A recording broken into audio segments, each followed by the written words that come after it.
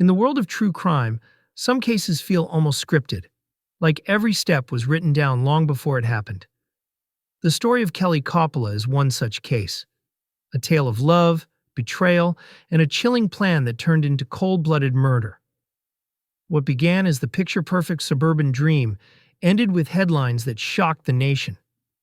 This documentary will take you inside the blueprint murder, where every detail seemed carefully calculated, yet no one could escape the doomed fate written in stone. Kelly Coppola appeared to have it all: a beautiful home in an upscale neighborhood, a loving husband, and a seemingly flawless lifestyle. To neighbors, the Coppolas represented the American dream. Their house was immaculate, their smiles always bright, and they often hosted gatherings that gave the impression of a strong, supportive couple. But, as is often the case in true crime, the reality behind closed doors was far more complicated. Kelly was known for her charisma, her charm, and her ability to light up any room she walked into. She was admired by friends and envied by acquaintances for her confidence and energy.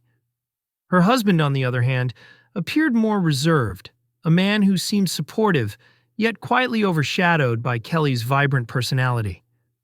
What most people didn't see was the slow buildup of tension, resentment, and unspoken grievances inside their marriage. The Coppolas, like many couples, had disagreements, but theirs went deeper than typical domestic quarrels. Friends later testified that Kelly had started expressing concerns about control and secrecy in her relationship.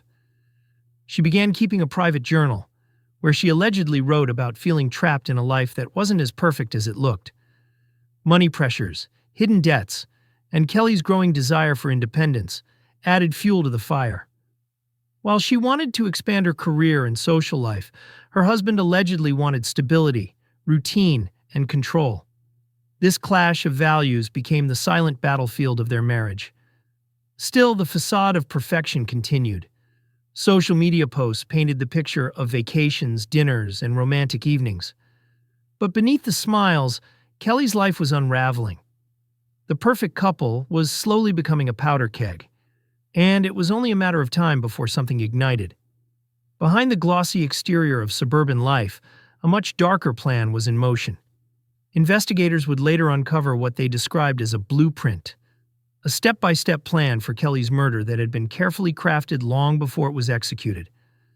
This wasn't a crime of passion. It was premeditation in its coldest form. The chilling part was not just the plan itself, but how ordinary and routine it looked on the surface. Notes, schedules, and seemingly harmless reminders hid something much more sinister. The killer knew exactly when Kelly would be home, what her habits were, and how to carry out the crime without raising suspicion. Phone records, deleted messages, and digital footprints revealed how methodical the planning truly was. Searches like "how to silence someone permanently" and "best way to stage a break-in" left investigators stunned. Even financial transactions raised red flags. Life insurance policies, hidden bank accounts, and mysterious withdrawals painted a picture of motive rooted in both control and greed. Kelly's murder was not random. It was the end result of weeks, if not months, of preparation. The home she believed was her safe space turned into the crime scene of her worst nightmare. This revelation shocked not only Kelly's family, but also the wider community. How could someone so close to her, someone she trusted, spend so much time plotting her end? The concept of a blueprint murder captured the media's attention because it symbolized the horrifying possibility that someone can live side by side with a meticulous killer without ever realizing it. The suburban dream, once envied by many, was now tainted with blood. The day everything came crashing down started like any other. Kelly went about her routine, morning coffee, checking emails, and preparing for her day. To her, nothing seemed out of the ordinary. She had no idea she was walking straight into a carefully orchestrated trap. What unfolded inside the Coppola home was brutal. Investigators would later piece together the chain of events through forensic evidence, surveillance cameras from nearby houses, and testimonies. Kelly fought hard, showing every ounce of her will to survive. But the killer's preparation gave them the upper hand. Neighbors reported hearing muffled noises, but dismissed them as routine household activity. By the time police were called, it was already too late. Kelly was found lifeless, the victim of a calculated attack that left little room for escape. What shocked detectives even more was the staged scene. Furniture was overturned, valuables were scattered, and an attempt had been made to frame the crime as a robbery gone wrong. But inconsistencies stood out immediately. Nothing of significant value was missing, and the signs of forced entry looked unnatural. Forensic teams uncovered fingerprints, blood spatter patterns, and small details that didn't align with the burglary theory. Instead, the evidence pointed inward, toward someone close to Kelly, someone who had the access, the time, and the motive. The blueprint wasn't just in the planning, it was in the execution. Every detail of that day, from the timing to the staging, proved the murder was intentional and personal. Detectives immediately sensed this was not a typical case. From the moment they stepped into the Coppola home, they could feel something was off. The staged robbery was sloppy in some areas, too precise in others. It screamed of someone trying too hard to deflect suspicion. Kelly's friends and family painted a very different picture than the one her husband initially tried to present. They spoke of her fears, her confessions about feeling unsafe, and her growing distance from her spouse. These testimonies created a stark contrast to the loving husband image he had tried to project publicly.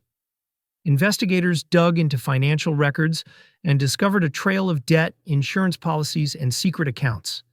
They traced phone calls, text messages, and deleted digital data. Slowly, the blueprint of the crime began to unfold before their eyes. The evidence was damning, showing premeditation, motive, and opportunity. One of the biggest breaks in the case came from surveillance footage obtained from a neighbor's security camera. It captured movements that directly contradicted the suspect's alibi.